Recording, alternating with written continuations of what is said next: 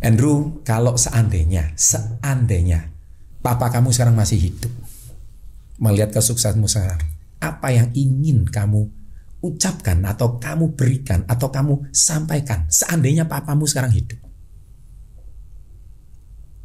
Mungkin saya dengar dari berbagai rumor, katanya itu dibuat nggak sih? wah, hancur, kita rugi berapa itu? Serius? Nama Holy Wing itu udah triliun, hancur, hilang sekarang. Kita buat buang uang triliunan kan nggak mungkin. Dulu nama Holy Wing itu dijual udah triliunan. Bikin apa aja jadi nama Holy Wing. Sekarang udah hilang kok nama Holy Wing. Jadi itu betul-betul kepleset ya? Peleset, orangnya kan masuk semua. Sampai sekarang? Sampai sekarang. Belum keluar ya? Belum. Aduh. Berapa orang itu yang bikin kepleset itu? Jadi aset cash lah yang dimiliki seorang Andrew. Boleh dijawab, boleh enggak. Tapi kalau dijawab netizen seneng. Sahabat SB30, salam hebat luar biasa. Selamat datang kembali ke Level Up Podcast. Dan hari ini saya kedatangan tamu istimewa. Jadi sekarang lagi hits, beliau Success Before 30 juga. Ternyata saya baru tahu kalau masa kecilnya ini kita tetangga. Kita sambut Bro Andrew. Wah, halo, ini pemilik HW Group. Wah, luar biasa. Panggil saya aja supaya akrab, panggil Koko aja ya. Panggil Ko Chandra aja ya. Jadi nggak gampang mendatangkan Bro Andrew ini karena beliau kesibukannya luar biasa banget. Tapi sekarang bisnisnya banyak banget. Siapa yang nggak kenal sama beliau? Kalau Anda suka follow IG-nya Bang Hotman Paris, wah, beliau pasti ada di sampingnya. Oke, kita mau bahas apa setelah yang satu ini? Welcome to Success Before 30 Level Up Podcast. Andrew, welcome ke Level Up Podcast. Thank you. Waduh, belakangan kayaknya sering mampir ke podcast orang-orang ini ya. Saya sebenarnya ngundang partnernya Bro Ivan, tapi beliau rekomendasi harus Bro Andrew yang muncul. Kenapa itu harus Pak Andrew yang muncul itu ceritanya? Kenapa kok beliau nggak mau?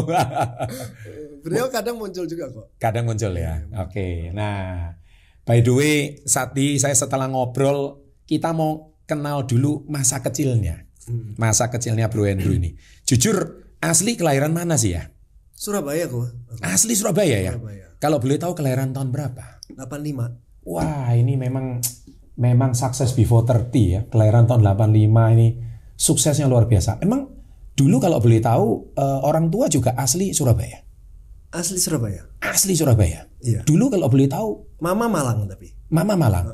Berarti dulu kalau boleh tahu, Papa sudah almarhum ya? Papa almarhum. Oke. Kalau boleh tahu dulu Papa bisnis apa ya? Jual beli mobil gitu ya? Jual beli mobil. Di mana Di itu? rumahan. Oh. Biasa orang rumahan taruh di rumah jual beli. Iya, beli terus dijual, dijual. Sampai sekarang kan nular ke aku jadi suka kan. Oh gitu. Iya. Terus kecilnya. kamu waktu kecil SD-nya di mana? Di Gloria, di Jalan Pacar ya. Oh iya, tahu. Oh, dekat rumah ya berarti ya. Dekat. Terus SMP-nya di SMP di Petra. Tunggu. Embong Ungu. Oh, Petra Embong Ungu. SMA-nya masih di Surabaya? SMA Kalianyar.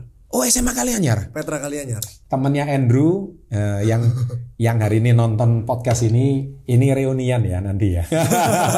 Sempat kuliah? Kuliah di Jakarta. Kuliah akhirnya Jakarta. Nah, sekarang saya tertarik untuk ngulik masa kecilnya Andrew. Jadi waktu kecil itu Papa kan jual beli mobil ya. Terus usaha lancar terus atau gimana? Kalau dibilang aku waktu kecil sih sekolah nggak ngerti ya gue. Aku sekolah dibayarin juga tuh nggak susah-susah amat sih. Nggak susah-susah amat. Dibilang berapa susah, saudara? Bertiga.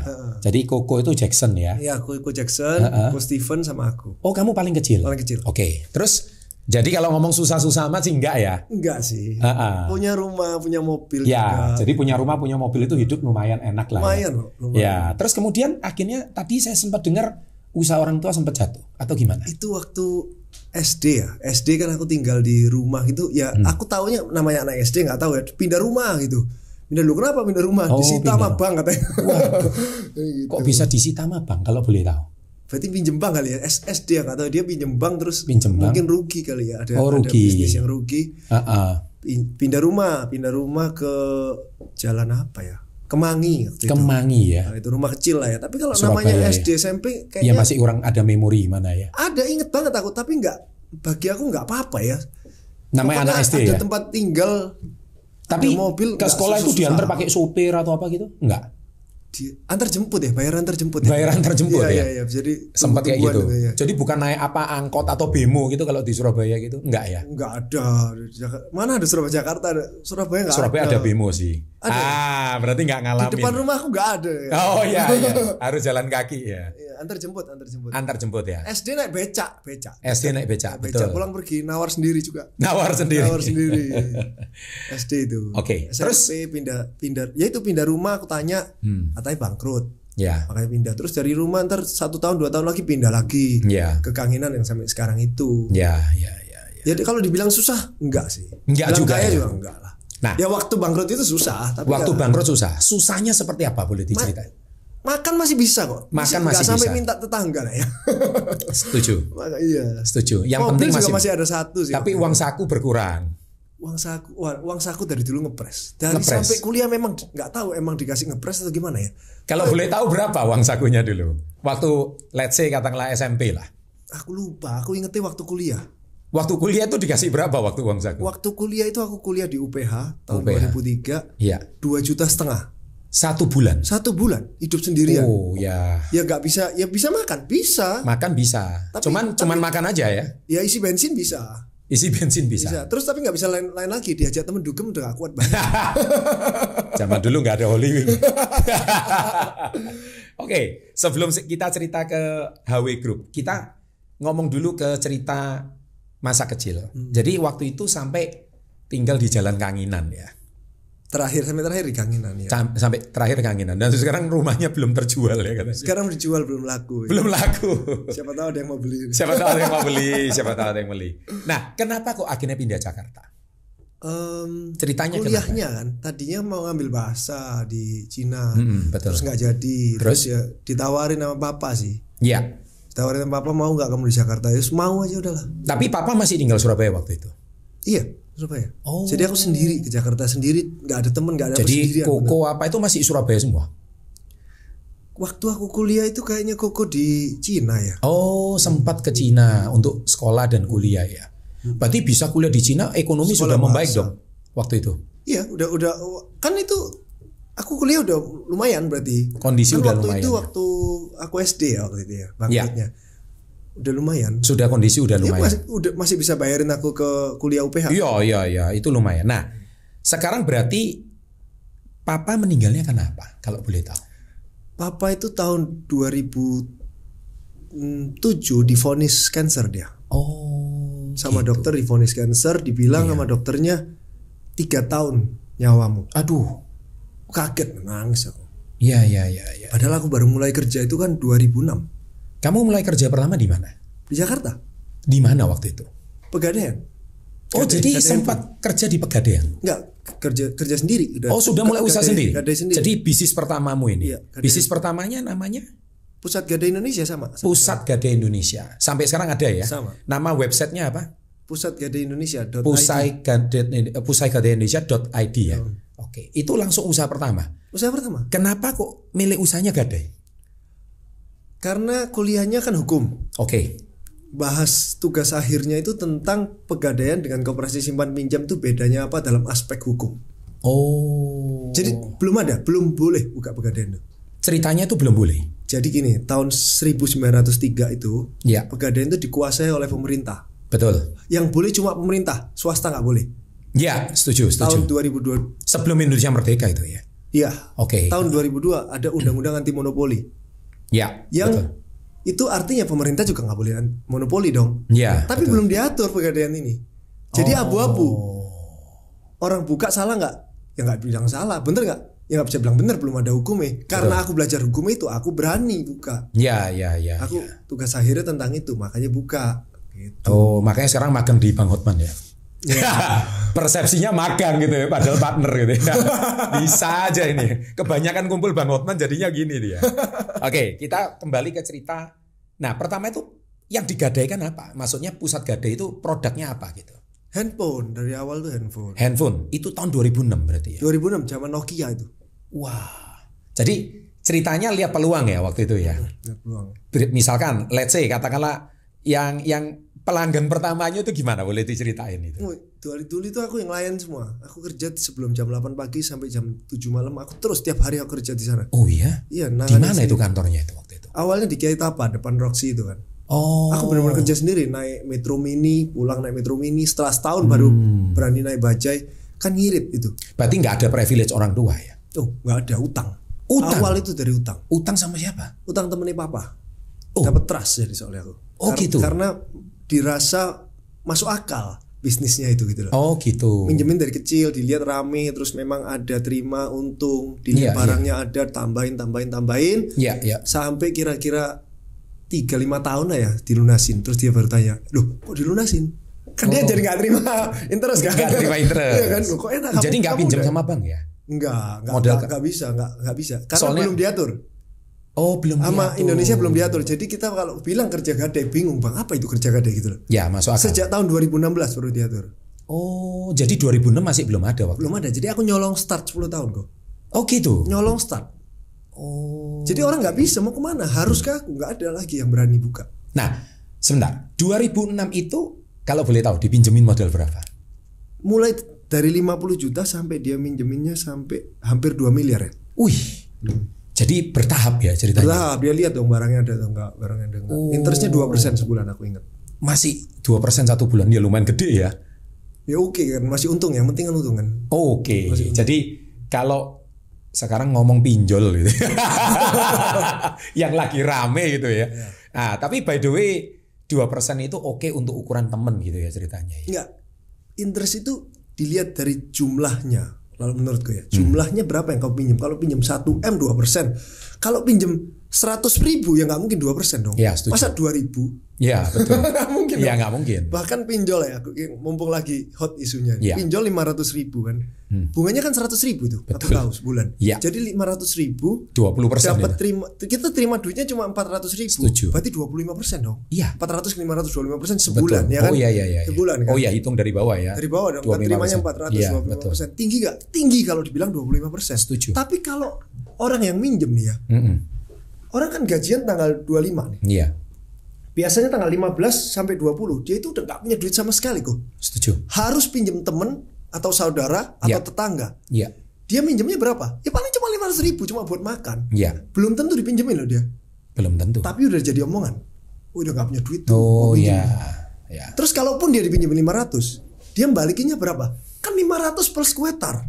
Plus cake, plus dan lain-lain. Iya. 100.000 juga kan? Iya. Tapi jadi omongan. Jadi pinjol itu kalau dipakainya tepat itu nggak apa-apa harusnya. Harusnya yang ya. jadi masalah adalah orang itu nggak tahu dia bisa bayar, tapi dia minjem. Tahu. Itu yang salah. Itu yang jadi masalah. Cuman masalahnya literasi orang menengah ke bawah kan sudah nggak sampai ke situ cara berpikirnya. Kalau dia namanya udah kepepet, asal ada duit ya disaut sama dia. Nah itu kan yang salahnya justru di sana kan. Betul. Kita sebagai yang punya pinjol. Iya. By the way nggak punya loh ya pinjol. Iya. Yang punya pinjol itu benar-benar harus nyaring kan. Dia kira-kira mampu bayar nggak? Kalau nggak mampu tapi dia mau minjem ya jangan dipinjemin dong. Setuju. Kan? Setuju. Nah, kita kembali ke cerita bisnis pertama Pegadaian itu. Nah, itu berarti pelanggan pertamanya itu dari orang gadai Nokia. Nokia waktu itu misalkan second ya. Kalau gadai kan pasti second dong. Misalkan harga barunya berapa, terus digadai dapat nilai berapa? Kita bukan dari nilai harga baru, dari nilai pasar. Nilai pasar. Misalkan katakanlah second. Kebanyakan apa? Second setengah tahun, 1 tahun atau gimana? Campur. Pokoknya intinya rumusnya gini.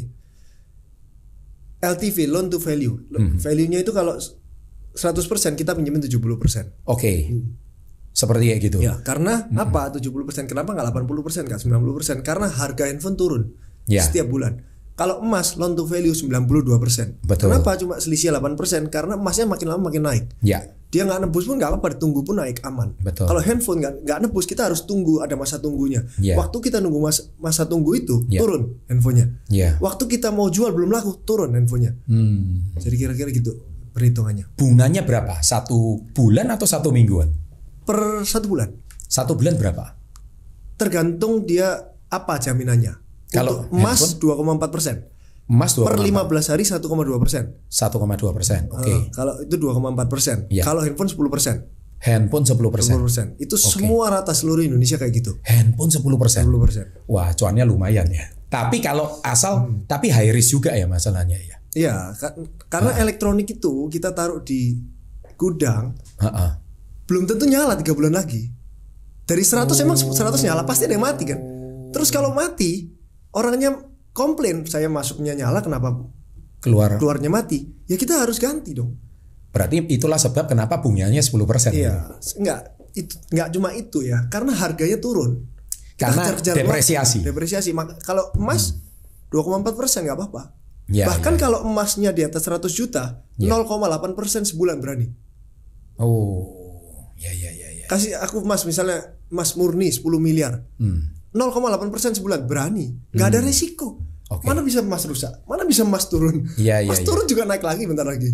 Kamu nebus aku seneng, nggak nebus juga seneng. Beda, jadi gamenya berbeda kalau elektronik sama emas itu. Nah, jadi ceritanya bisnis itu pertama langsung lancar atau tersendat-sendat atau gimana? Tahun 2006 itu. 2006 rame sekali waktu itu. Rame banget. Tapi waktu itu kan masih ada mentorku, masih ada Papa kan di sana. Papa kan masih ada. Waktu itu Papa? Iya kan. 2007 baru divonis kan. 1 tahun aku kerja divonis. Kalau namanya orang udah divonis pasti udah gak fokus. Dan aku jadi gak punya mentor siapa-siapa. Jadi Papa yang jadi mentor aja lah ya waktu itu. Iya, pasti setidaknya kan ada kan orang tua kita kan nanya-nanya apa. Betul. 1 tahun tok aku dikasih mentor. Terus ya walaupun Papa udah divonis masih bisa lah kerja, tapi ya setengah hati kan pasti. Kayaknya di satu sisi juga mikirin kesehatannya Papa gitu ya. Dan Papa juga pasti kerjanya juga nggak. Papa ikut bantu waktu pembukaan awal itu. Papa ikut bantu. Ikut, tapi ya bolak-balik ya. Papa kan di Surabaya. Aku di Jakarta. Gitu. Waktu itu masih ngekos. Siapa? Kamu waktu itu masih ngekos di Jakarta 2006 itu? Atau sudah punya rumah? Sewa apartemen. Sewa apartemen. Waktu tahun 2006 itu. Ngekos itu kan 2003 sampai 2006. Waktu kuliah. Ya, waktu kuliah ngekos. Setelah itu tamat langsung. Iya kan jauh kan. Kuliahnya kan di Karawaci kan, terus pindah Jakarta. Setuju. Sewa apartemen. Nah, terus setelah Papa divonis itu oleh dokter 3 tahun. Tepat analisa dokter. Pas 3 tahun, 36 bulan. Berarti Papa waktu itu udah dianggap stadium 4 langsung. Udah stadium 4? Langsung 4, cek langsung 4. Cancer apa kalau boleh tahu? Cancer prostat. Waduh.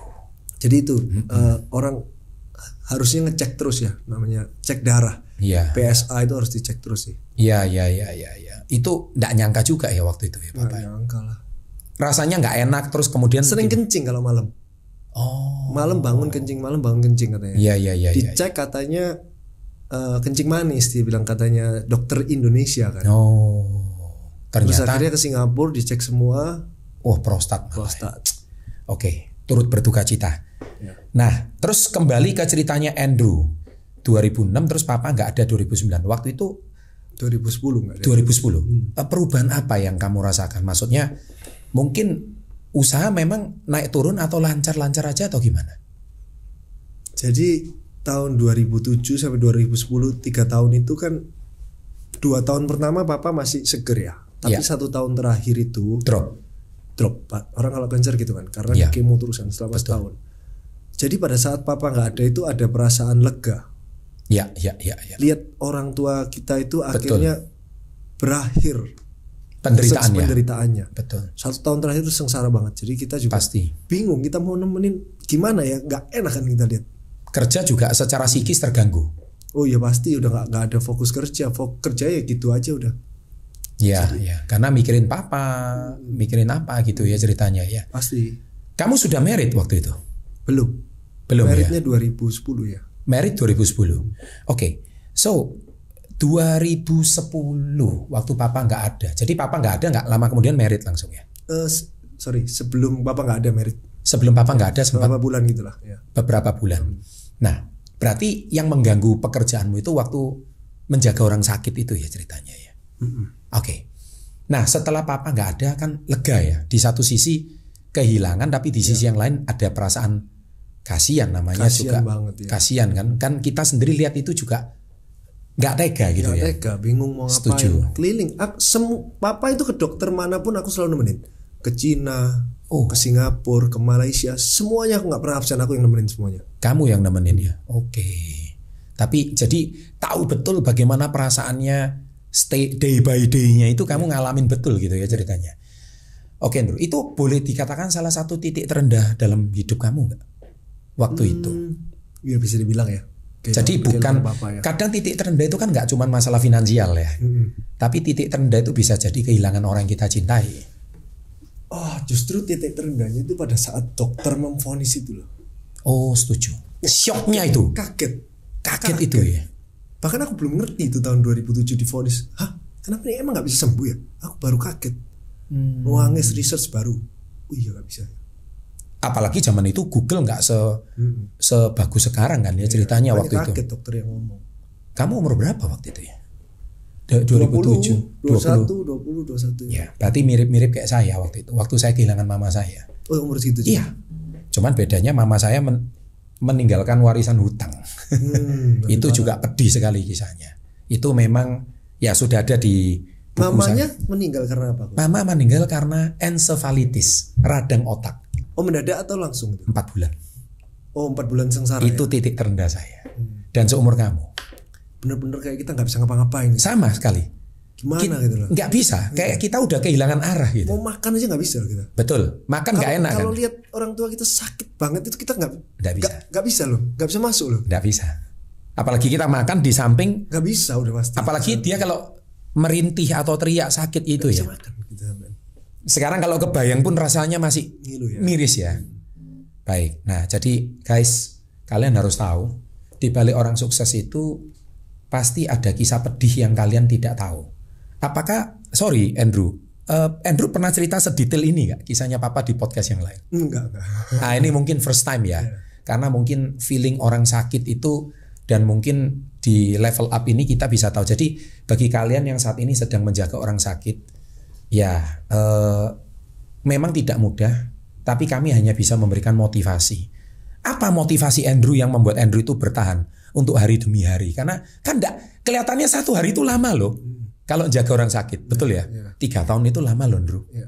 Apalagi dengar kata pertama 3 tahun. Jadi gini. Ini sama seperti kayak kita itu dalam hidup itu kan namanya orang divonis ya. Umur kita itu berapa? Saya punya seorang teman. Kata-katanya ini boleh direnungkan. Kata-katanya bagus banget. Dia bilang, if we know kapan kita akan meninggal, itu privilege katanya. Artinya apa? Berarti kita itu bisa mempersiapkan sesuatu sebelum kita itu benar-benar dipanggil sama Tuhan. Iya, setuju sih. Itu privilege. Jadi artinya, nah pertanyaan saya Andrew, 3 tahun itu kan kamu shock. 3 tahun itu kan kamu betul-betul rasanya hati itu pedih. Lihat, kalau saya boleh tahu, kamu bisa kerja sambil bisa cari nafkah, sambil ke luar negeri berobat, itu dana dari mana? Kan kecampur semua itu. Atau gimana? Andrew punya? Ya kan papa waktu itu udah cari duit sih. Terus aku bilang, papa udah pakai aja, habisin, aku gak perlu warisanmu. Habisin buat berobat. Kaget sih papa, nangis waktu itu dia bilang. Aku bilang gitu. Wow. Kamu sebagai seorang anak, habisin aja aku bilang. Anak bungsu lagi. Iya, walaupun itu gak bisa sembuh, habisin aja. Yang penting quality of life. Yang penting kita udah usaha yang terbaik. Dan itu diucapkan oleh seorang Andrew yang berumur 21 tahun. Guys, kalian 21, kalian bisa ngomong kayak gitu sama orang tua kalian gak? Atau jangan-jangan kalian 21 masih minta duit sama orang tua? Ini pelajaran bagus dari seorang Bro Andrew yang sangat sukses hari ini bisnisnya, tapi dia punya kisah pedih, di mana kata-kata itu adalah ucapan seorang bakti, seorang anak kepada ayahnya. Dan itu seperti kata-kata yang mengalir gitu aja ya. Karena rasa cintamu pada papa gitu ceritanya. Aku merasa itu uangnya papa gitu lah. Bukan uang kamu. Habisin dong sebelum, karena udah divonis, kamu habisin lah. Ini masa hidupmu kok. Gitu. Tidak ada terbersit sedikit pun. Anak sekarang kan kalau papanya kaya raya, "Pak, jangan lupa warisan, mah." Oh, nggak ada sama sekali sih. Bagus, berarti didikan papanya luar biasa. Didikan papanya luar biasa. Oke. Andrew, kalau seandainya papa kamu sekarang masih hidup, melihat kesuksesanmu sekarang, apa yang ingin kamu ucapkan atau kamu berikan atau kamu sampaikan seandainya papamu sekarang hidup? Mungkin sekarang aku ajak podcast di sini kok. Aku lagi lihat aku podcast di sini mungkin duduk berdua di sini. Ya, jadi ataupun nonton di sini dia lihat aku sekarang, ataupun sekarang lagi nonton, ataupun beliau sekarang lagi nonton. Betapa luar biasanya bangganya seorang ayah melihat perjuangan anaknya yang boleh dikatakan waktu itu dari nol ya kamu merintisnya. Minum dulu. Ini kalau sudah kayak gini ini agak sedikit melo ini. Minum dulu.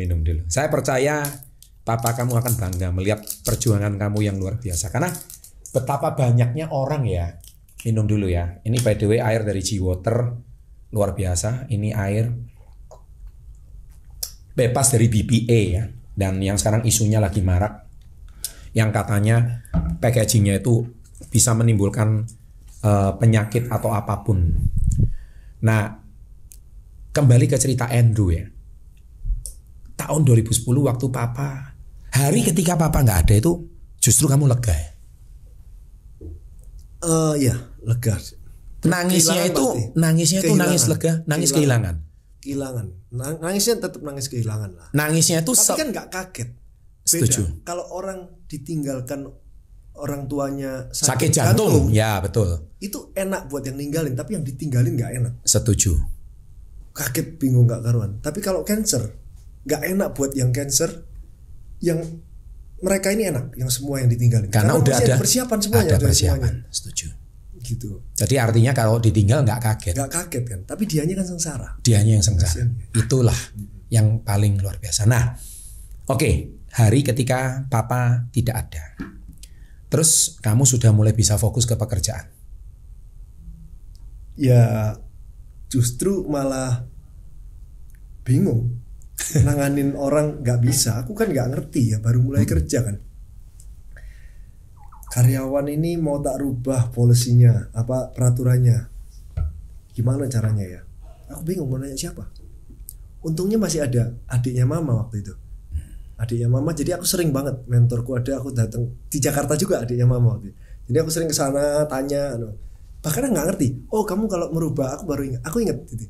Kalau mau merubah peraturan perusahaan, dia bilang, kan karyawan cuma 5 ya waktu itu. Setuju. Aku bilang, oke, aku kumpulin aja kan 5. Aku tanya kan sama omku, om aku tuh kumpulin aja 5 kan. Biasa aja kan aku bilang tinggal rubah gini. Oh jangan, untung aku masih diajarin. Jangan. Kalau 5 ya, mereka vokal dong. Kamu kalah, kamu satu orang katanya. Panggil satu lawan satu, kamu jelasin ini ada peraturan gini menurutmu gimana? Oke setuju, satu lagi setuju. Oke ada 2-3 orang setuju baru kamu. Karena kamu vakum kan, 3 tahun itu ibaratnya vakum. Iya. Waktu menjaga papa sakit itu agak vakum. Iya. Dan itu usaha dihandle sama siapa? Sama 5 orang itu tadi. Siapa? Oh enggak lah, aku tetap kerja, enggak jaga full gitu, tetap kerja sambil jaga tetap kerja. Ya, itu awalnya masih satu cabang. Satu doang, enggak ekspansi. Papa juga sakit, enggak ngapain ekspansi kan. Sekarang udah ekspansi. Sekarang ekspansi. Udah ekspansi. Mulai ekspansi tahun berapa? Sejak papa nggak ada. Oke. Jadi ceritanya setelah ekspansi, setelah papa nggak ada, kira-kira butuh berapa lama untuk kamu bangkit dari keterpurukan perasaan nggak enak itu? Lama loh. Kalau inget terus papa itu nggak enak, tapi tetap kerja, tetap sih fokus kok, tetap fokus. Tapi kalau perasaan nggak enak, kehilangan papa, kangen papa itu lama loh, bisa 10 tahun kali ya. Iya. Lama loh itu. Lama itu ya. 10 tahun bahkan. Betul. Itu move on itu 10 tahun bahkan. Iya. Jadi kalau dulu ingat pasti langsung meneteskan air mata ya. Betul. Nah, berapa lama Andrew butuh waktu ekspansi sampai cabangnya sebanyak seperti sekarang? Mulai enak tahun ke-10 ya. Jadi bisnis itu betul ya, kalau dikatakan orang bisa survive di 10 tahun pertama itu akhirnya agak bisa sedikit autopilot ya. Mulai berasa untungnya tahun ke-10. Oh jadi sebelumnya nggak terlalu untung? Nggak berasa. Nggak berasa. Mungkin buat perputaran bisnis, buat cash flow, buat dan lain-lain ya. Mungkin buat bayar utang masih 10 tahun. Jadi kalau orang 7 saya 10 tahun biasanya. Kalau 7 itu udah bagus. Biasanya orang 10 tahun. Tahun 11 baru mulai kerasa. Oh bisnisku itu enak. Jadi kalau orang bisnis sebelum 7 tahun udah sukses tuh aneh sih. Gitu. Aneh ya. Aku pernah tulis tuh di story. Iya. Bisnis 7-10 boleh tahun. Boleh diceritakan. Bisnis itu 7-10 tahun baru kamu mulai ngerasain enak. Ini teorinya Andrew atau melihat kebanyakan orang? Teoriku tak buktikan dengan teman-teman sekitar.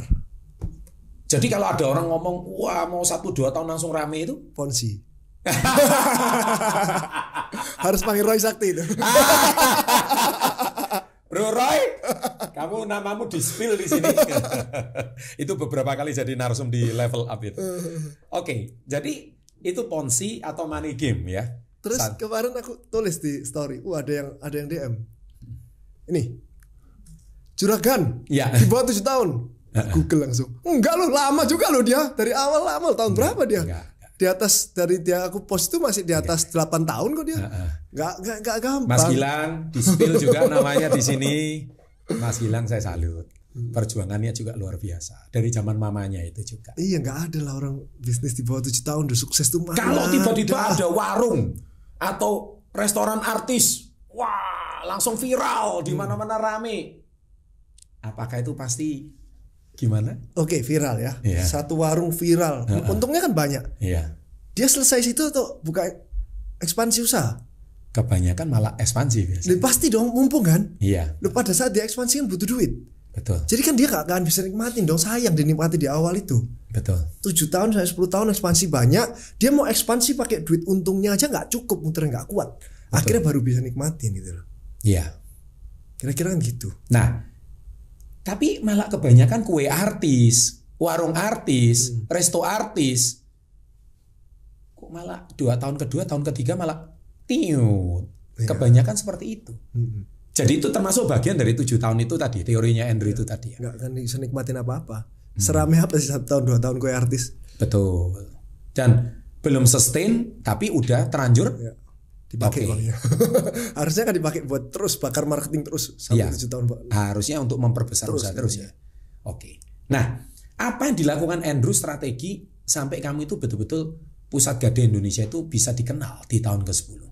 Jadi di tahun-tahun awal, tahun kedua, tahun ketiga, tahun keempat. Jadi 2006 sampai 2016 ya kita. Ya, kira-kira gitu. Nah, 2016. Waktu strugglingnya di 2010 setelah papa nggak ada sampai 6 tahun itu, strategi apa yang kamu lakukan? Sampai dia itu bisa menjadi sustain di tahun ke-10. 2010 itu begitu papa nggak ada, banyak yang ngontek aku bilang gini. Papamu udah nggak ada, hati-hati kamu, bisa bangkrut kamu. Oh, apa alasannya orang ngomong kayak gitu? Ya dianggap papaku yang hebat mungkin. Kamu anak kecil. Jadi hati-hati kamu. Jadi maksudnya ini, kalau kamu bangkrut jangan nyusahin aku. Saudara-saudaraku bilang gitu. Kalau kamu bangkrut jangan sampai nyusahin aku, jangan sampai pinjam uangku gitu loh. Karena papamu udah nggak ada, kamu nggak punya siapa-siapa sekarang. Yang ngomong justru malah saudara ya. Saudara ya. Ya, tapi wajar sih. Wajar sih. Tapi itu cambuk buat aku itu. Oke. Nikmat itu. Itu nikmat gitu. Dikatain orang, dihina itu benar-benar kita kan mau membuktikan dia salah kan itu kita itu. Ya, jelas. Itu manusia itu. Manusia itu kalau dikatain pasti refleksnya aku mau buktiin kalau kamu salah. Kalau fighter kayak Andrew, kalau mentalnya tempe malah oh iya. Oh gitu ya. Beda. Andrew fighter. Sama kayak saya. Dulu waktu mama saya hutang duit kemana-mana. Saya ditelepon setiap hari, bayar ya utang mamamu ya. Padahal dia itu di ICU. Coba kamu bayangkan, saya ngomong saya nggak akan lari. Nomor telepon saya dari dulu itu ya ini. Dari ini nomor 26 tahun ini nggak pernah berubah. Nggak kayak pinjol sekarang setiap minggu berubah. Artinya apa? Ketika saya dapat kata-kata seperti itu, saya nggak akan lari. Nomor telepon saya masih sama, tapi saya saat ini belum ada duit. Tapi one day, jangan khawatir, saya akan kembalikan uang. Nah, orang-orang kayak kita ini, kalau kita dikata-katakan orang, itu seperti kayak nikmat itu tadi. Ya? Ayo, mari let's fight together gitu ya kan. Tapi ada sebagian besar orang yang mentalnya nggak kuat, ketika terima kata-kata kayak gini, langsung Tuhan dipanggil berkali-kali. Artinya apa? Nah, itu bagus dulu. Nah, Andrew punya mental seperti ini tuh belajar dari mana sih? Wah, gak tahu ya, mungkin DNA-nya memang. Kalau dikatain orang, kayaknya orang rata-rata dikatain orang bukannya emosi ya. Rata-rata dikatain kan emosi, masa nurut sih? Emosi membuktikan atau cuman emosi sesaat terus kemudian you are a losers and you are really a losers gitu. Artinya dia nggak terbukti, tapi kamu semakin tertantang untuk membuktikan gitu. Iya, semakin kayak main game aja, main Dota gitu ya. Iya. Main Dota, main Mobile Legend kalau sekarang. Iya, sekarang Mobile Legend. Kalau menang terus itu bosen. Kalau kalah 5 kali berturut-turut, malah saya lihat replaynya. Kenapa aku kalah ya? Kenapa? Makin nikmat itu loh. Iya, menitnya, oh aku salah, aku ngapain janggal di sini. Oh dia jangan. Itu nikmat tuh, ada kalah-kalahnya itu enak tuh. Tahu terus. Apalagi diketawain orang, dikatain, kita membuktiinnya itu kan enak gitu loh. Nah, gini. kamu waktu dikatain orang seperti kayak gitu itu kalau orang itu memang reaktif ya, kadang kan langsung pengen ngajak berantem tuh. Awas lu ya punya. Kamu Andrew sikapnya gimana? Santai aja atau gimana? Oh iya, aku nggak pernah berantem itu nggak pernah ya, santai aja. Berantemnya secara ini aja apa? Virtual. Ekonomi ya, apa? Perang ekonomi gitu. Waduh. Gitu loh. Maksudnya perang ekonomi itu gede-gedean size bisnis aja deh. Bukan, maksudnya dia usaha apa? Oke, aku lah Isa tak bikin usaha yang sama kamu di sebelahmu aja. Oh iya. Ini memang darah bisnisnya memang kental ini. Jadi mari kita akan, kalau perlu aku nggak perlu bersaing gimana, tahu-tahu bisnismu hilang gitu aja. Enggak lah, tumbuh bersama juga. Maksudnya minta dikit punyamu, gitu. Minta pangsa pasarmu dikit, dia tetap ada. Ngambil market share ya. Oke. Nah, gini Andrew. Jadi 2010 waktu kamu dikata-katain seperti itu kan kamu tertantang tuh untuk membuktikan. Berapa lama membuktikan? Karena membuktikan menjadi real itu kan nggak mudah. Oh lama lah.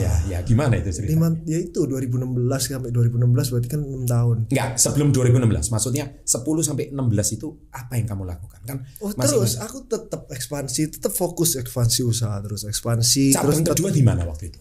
Cabang kedua ya buka tahun 2010 buka, terus datang nggak ada yang datang sama sekali. Awal gede cabang kedua nggak ada yang datang sampai 2 minggu satu pun orang nggak datang. Jadi aku kalau kontak ke sana tanya karyawan, bukan ada yang datang berapa. Hari ini ada yang telepon nggak? Telepon tuh zaman dulu kan telepon gitu. Kan dulu telepon. Karena zaman dulu sosmed juga ya, nggak ada.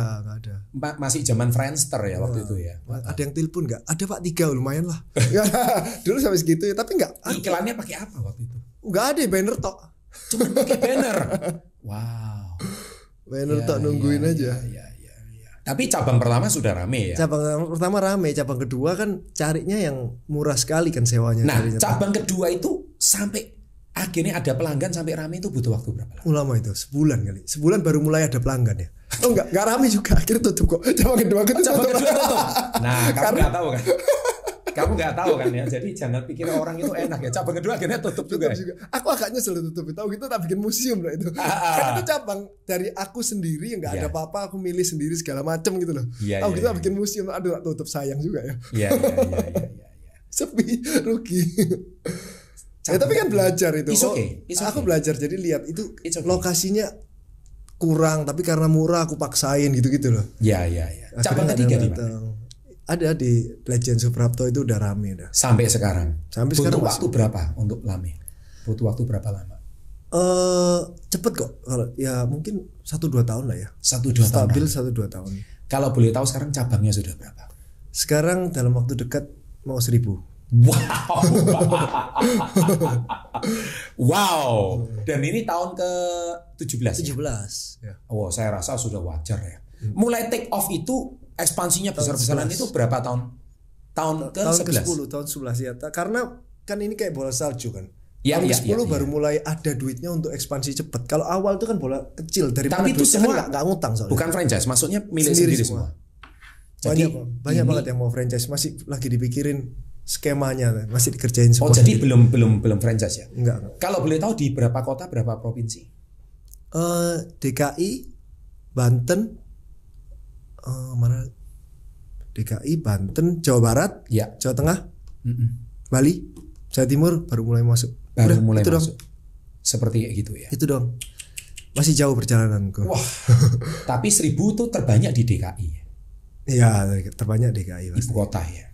Betapa banyaknya yang gadai di ibu kota. Kalian pernah gadai nggak sih?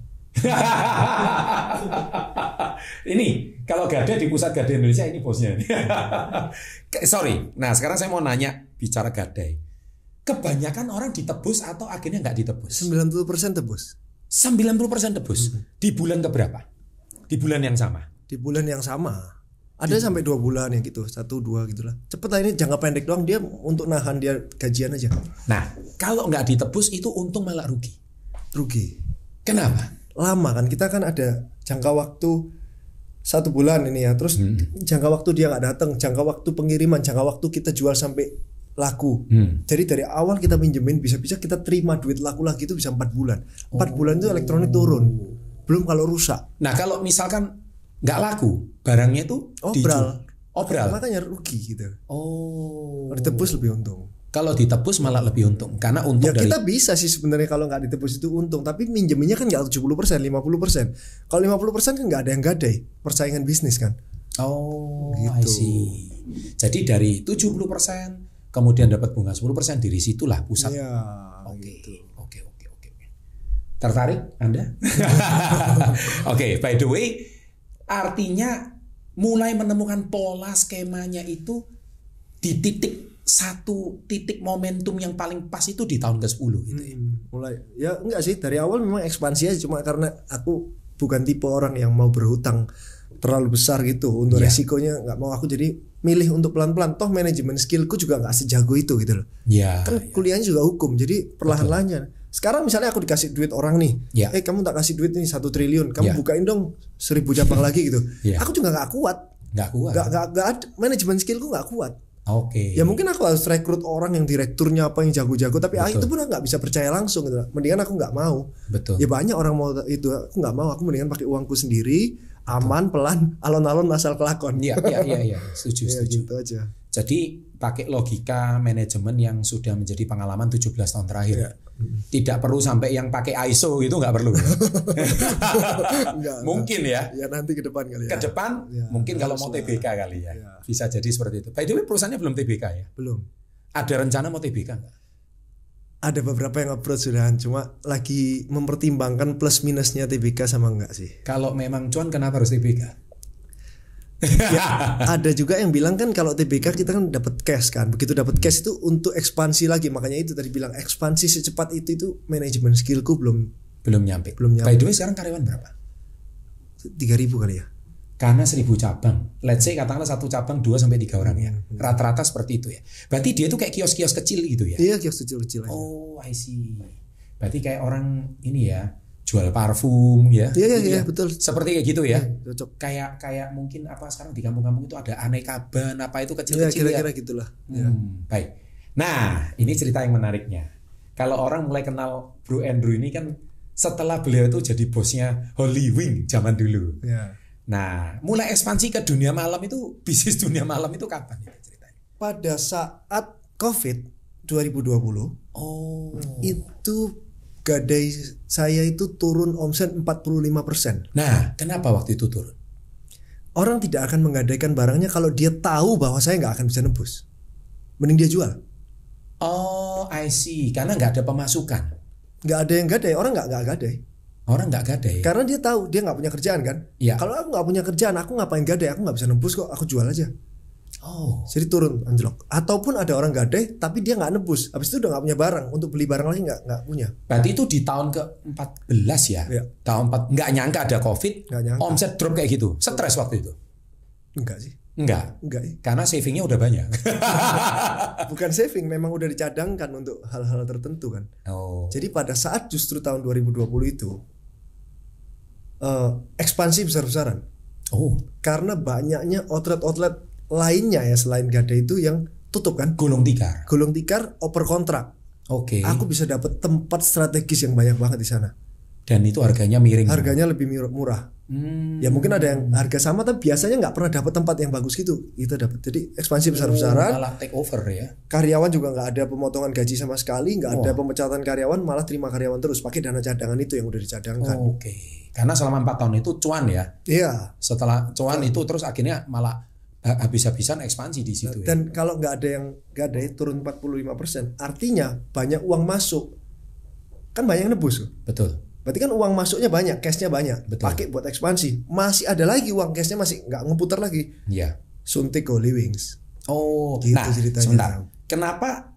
Pertanyaan saya adalah kenapa kok akhirnya masuk ke Holy Wing? Karena waktu itu kan ceritanya COVID kan, katanya kumpul nggak boleh, PPKM boleh nggak boleh. Ini kalau malah orang dugem bersama itu gimana ceritanya? Tutup, waktu itu tutup. Jadi waktu aku masuk itu tutup, nggak ada, outletnya pun nggak ada. Oke. Ketemuannya itu di kantor gitu, di ruko gitu. Nggak, outletnya ditutup, nggak boleh masuk. Terus. Jadi ya dia tahu siapa yang punya cash gitu loh. Jadi dia panggil aku, panggil beberapa orang itu. Tapi nggak ada yang bisnis pertamanya namanya Holy Wing juga. Bukan? Dari dulu Holy Wings dia namanya. Oh jadi Holy Wing itu asalnya you masuk sebagai shareholder baru gitu. Yes, betul. Oh I see. Dan Holy Wing dulu cabangnya berapa awalnya? Waktu aku masuk itu 10 kali ya. Oh 10. Wah sejak Bro Andrew masuk langsung Holy Wing kayaknya bakal nyusul 1000 cabang. Sama kayak Pegadaian ya. Karena apakah model bisnisnya sama? Sama kayak Pegadaian. Bisa dibikin skema yang sama? Bisa sih sebenarnya bisa. Hampir sama sih. Makanya aku begitu turun kan ikut manajemennya. Cuman lebih sedikit lah ya marketnya dibandingin Pegadaian ya. Oh iya jelas. Ya, gitu lah, karena lebih banyak orang gadai daripada dugem. Dugem banyak sih. Pil koplo gitu ya, dangdut gitu ya. Itu kan kita nggak mau nyentuh. Kalau Holy Wing kan dugem kelas atas. Nah, termasuk kelas atas atau kalau yang di bawah kalau di Surabaya itu dangdut rasa sayang mungkin kali ya. Enggak, kita kan memang benar-benar cari tempat tuh yang bersih. Nggak boleh ada narkoba, nggak boleh jualan cewek. Oke. Terus nggak boleh ada ruang karaoke-nya. Oh nggak boleh ada ruang buat orang berobat, ngobat kan orang. Jadi memang untuk orang disco aja ya. Orang memang benar-benar bersih gitu loh. Makanya banyak pejabat yang datang juga kan. Betul. Dan itu idealis terus, kita gitu terus. Banyak banget yang nawarin untuk bikin yang itu kan. Oke. Yang ada obat sama cewek kan. Nggak mau terus, kita tolak terus sampai akhirnya Indonesia dirasa sudah penuh untuk kota besarnya. Makanya kita sekarang ke Bangkok, ke Filipina, ke Vietnam. Oh, ekspansi sekarang malah ke luar negeri. Nah, terus Holy Wing sempat kasus itu. Itu boleh tahu nggak cerita aslinya itu gimana sih? Kepleset aja sih itu, kepleset karyawan yang ada yang kurang sensitif aja sih. Ya, gitu. Itu titik terendahnya kita sih. Salah satu titik terendah. Hancur. Oh itu beneran itu. Itu saya dengar dari berbagai rumor. Katanya itu dibuat nggak sih? Wah hancur, kita rugi berapa itu? Serius? Nama Holy Wing itu udah triliun, hancur hilang sekarang. Kita buat buang uang triliunan kan nggak mungkin. Dulu nama Holy Wing itu dijual udah triliunan. Bikin apa aja jadi nama Holy Wing. Sekarang udah hilang kok nama Holy Wing. Oh gitu. Hancur itu, kita hancur-hancuran di sana. Jadi itu betul-betul kepleset ya. Kepleset, orangnya kan masuk semua. Sampai sekarang? Sampai sekarang. Belum keluar ya? Belum. Aduh. Berapa orang itu yang bikin kepleset itu? Satu. Iya, satu. Terus yang masuk berapa banyak? 6. Wah. Ya tapi 6 nggak bisa ganti triliunan yang hilang ya. Iya. Iya. Dan itu waktu kepleset itu cabang Holy Wing udah berapa waktu itu? Oh banyak udah 40 ya kayaknya. 40 cabang. Kan barusan kejadiannya. Sejak Andrew masuk, ekspansinya cepat sekali ya. Iya. Waktu itu ya ceritanya gitu. Oke. Nah sekarang akhirnya Holy Wing berganti nama. Ganti nama. Tapi tempatnya masih sama gitu ya. Cuman rebrand aja ya. Ya ganti manajemen juga harus ada yang diganti kan, ada syaratnya untuk tetap kalau mau buka harus manajemennya diganti. Ada yang harus dipecat. Apakah sekarang sudah sampai satu titik waktu zaman eranya Holy Wing saat ini? Ya sekarang kan nggak sehype dulu lah ya, beda lah. Oh beda ya? Iya beda lah pasti. Jadi nggak mencapai omset tertingginya itu nggak bisa. Saat ini masih belum bisa mencapai omset bisa tertinggi. Karena kan outletnya makin banyak aja sekarang kan. Pasti tetap lah. Tapi kan nggak cuma ngomongin omset ya, ngomongin nama juga ya. Nama kan dulu kan bagus. Sekarang kan orang nggak tahu. Iya. Ko Chandra aja nggak tahu. Yang mana yang Holy Wing, mana yang enggak kan sampai sekarang. Iya namanya beda-beda soalnya. Iya makanya Ko Chandra nggak. Ada yang HW, ada yang Tiger, ada yang Helen. Nah, kok bisa gitu sih? Itu gimana sih skema bisnisnya itu? Ya, kalau boleh memang tahu. Disyaratkan udah nggak boleh pakai nama itu, jadi kita ya udah ganti lah. Tapi semua masih milik sendiri. Masih. Ya banyak investor kan kita. Oh banyak investor. Nah, satu outlet itu kalau boleh tahu, itu sistemnya kalau saya boleh tahu, apakah itu single investor atau pakai crowdfunding atau pakai private equity atau gimana? Jadi setiap kita buka outlet, kita buka investasi untuk investor. Investor yang kenal-kenal aja sih biasanya. Yang kenal-kenal aja. Ya, satu orang biasanya nggak nyampe 5% sahamnya. Jadi paling satu. Tapi outlet, itu semua tulis di notaris ya? Oh iya, di akta ada semua. Jadi setiap outlet pemiliknya berbeda-beda investornya. Oh, I see. Tapi holdingnya ada di dalam. Holdingnya ada di dalam dan tetap mayoritas. Iya. Holding mayoritas. Ya. Biasanya satu outlet itu maksimal berapa investor sih? Banyak, ada yang 10, ada yang 20. Ada yang ada yang holding semua. Bisa nyampe 20. Iya. Wah, nggak ribet itu kalau pemiliknya 20. Justru makin banyak pemiliknya makin nggak ribet. Kenapa begitu? Ko Chandra misalnya aku ajak nih, aku mau buka di Bangkok nih. Investasi 100 miliar Ko Chandra mau ikut berapa? 50% Andrew, 50 M ya. Nah, kan Ko Chandra pengen lihat terus. Rame nggak, Andrew? Rame nggak? Kenapa kamu nggak salah? Kamu gaji karyawan bener nggak? Tapi kalau Coach Chandra aja, Coach Chandra 3% ya, 3M, oke ikut. Iya. Mau ngecek aja males Coach Chandra. Aku cuma 3%. Karena kepentingan sektor modalnya itu. Iya kan males kan. Iya. Kalau orang di bawah 5% kan ya udahlah, yang penting aku untung, ya udahlah, ngapain terlalu ikut campur. Gitu. Seperti kayak gitu. Tapi memang itu yang terjadi kan. Iya, kayak gitu yang terjadi. Ya. Karena semakin banyak orang ikut campur kan kita semakin nggak fokus. Targetnya BEP kalau buka satu outlet berapa tahun? Setahun sampai 2 tahun. Really? Untuk investor. Untuk investor. Jadi kalau nggak ada investor harusnya lebih cepat. 1 sampai 2 tahun lah yang kita itu yang Roy Sakti kayaknya, apakah orang-orang nggak bertobat ikut Ponzi, mending ikut Holy Wing. Setahun itu ya. Ponzi ya 2 bulan. Habis itu hilang. Setahun, dan itu benar-benar terbukti sampai hari ini. Terbukti, makanya kita kalau buka itu kan habis 2 hari 3 hari. Maksudnya apa habis 2-3 hari? Investornya langsung masuk. Kita cari duit 100M itu 2-3 hari udah langsung banyak orang langsung ya. Jadi orang rebutan ya gitu ya. Oke. Tapi menurut Andrew, bisnis dunia malam ini ada matinya nggak sih? Atau ada fasenya nggak sih? Trennya itu. Selama kita beradaptasi, harusnya masih bisa ya. Selama beradaptasi. Beradaptasi terus lah. Sampai sekarang buktinya di Las Vegas saja masih dunia malam masih jalan kan. Adaptasi terus lah zaman. Tapi itu kan Las Vegas. Itu negara Amerika. Iya, free thinker. Kalau ini kan Indonesia ini kan kemarin kepleset aja seperti kayak gitu, gimana gitu. Makanya kita lari ke luar negeri semua ya. itu kan salah satu bentuk adaptasi. Oh, I see. Jadi go internasional. Go internasional kan salah satu bentuk adaptasi. Indonesia apakah udah jenuh atau masih bisa expand lagi? Udah jenuh. Oh, Indonesia udah jenuh. Udah jenuh. Jadi kota-kota besar udah kayaknya udah jenuh. Udah cuma saling market share-nya sudah sampai betul, di situ aja. Cuma saling mengambil aja. Saling mengambil aja. Nggak bisa ada blue ocean lagi, nggak bisa. Nggak ada. Oke. Jadi sekarang go internasional saatnya ya. Ya mungkin SB30 mau diajak go internasional. Oke. Terakhir. Ini pertanyaan terakhir. Andrew, ini pertanyaan netizen sih. Saya sebenarnya kalau saya ini risih bertanya sebetulnya. Cuman menyenangkan hati netizen aja. Kalau boleh tahu asetnya Andrew sekarang berapa? Ini netizen yang kepo. Kalau saya sih nggak mau tahu gitu loh. Aset itu kan aset yang ini artinya yang cash lah, tunai lah. Begitu, bukan aset properti, aset tanah atau aset rumah, nggak usah deh. Jadi aset cash lah yang dimiliki seorang Andrew. Boleh dijawab, boleh enggak. Tapi kalau dijawab netizen seneng. Ya, pokoknya nggak banyak lah. Nggak banyak ya. Nggak banyaknya itu 5 triliun gitu loh.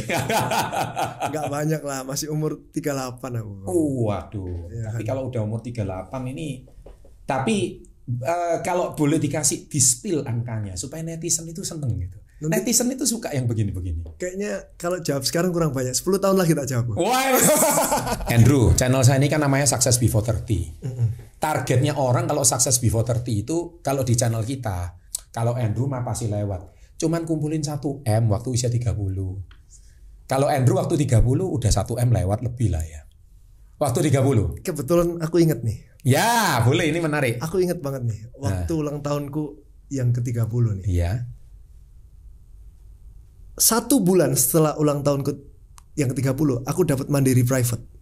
Mandiri private, mandiri prioritas. Private. Ya. Private itu yang 5M dong.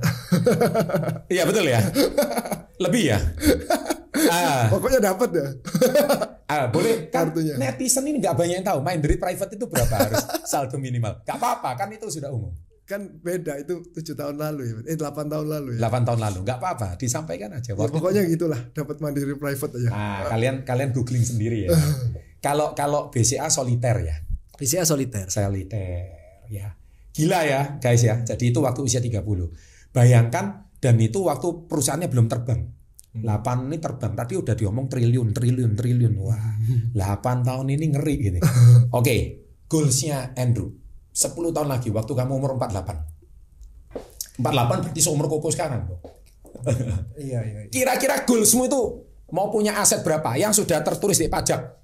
Sudah lapor SPT? Harus lapor, semua harus terlapor. Sekarang harus lapor dong. Yang sudah tercatat di SPT. Gini, kemarin tuh aku ke Idea Cloud. Oke. Ketemu Pak Hermanto. Betul. Ngobrol banyak, makan siang bareng dia, makan breakfast bareng dia.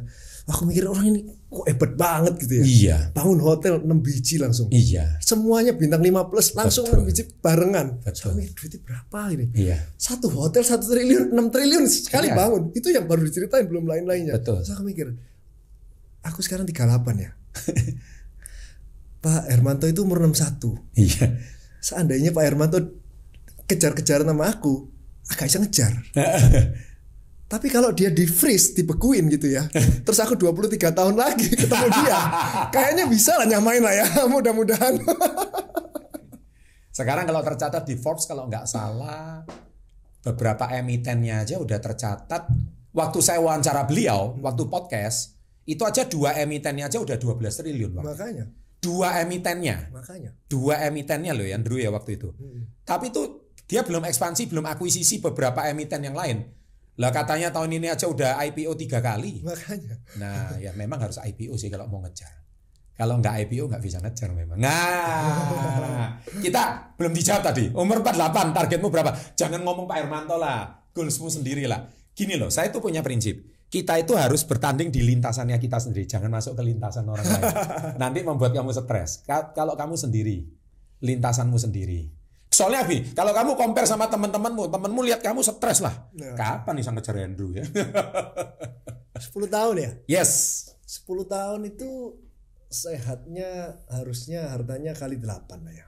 Woi. Jadi kalau sekarang 1 triliun 8 triliun diaminin gitu ya. Ya, amin. Ya wes nanti tak catat itu ya, ditampil. Andrew kekayaannya 8 triliun ya. Orang pajak silakan kejar. Enggak, ini orang yang baik kok ya. Kita warga negara yang baik pasti lapor pajak. By the way Andrew, thank you banget. Hari ini udah mampir ke Level Up Podcast, inspirasi banget sih.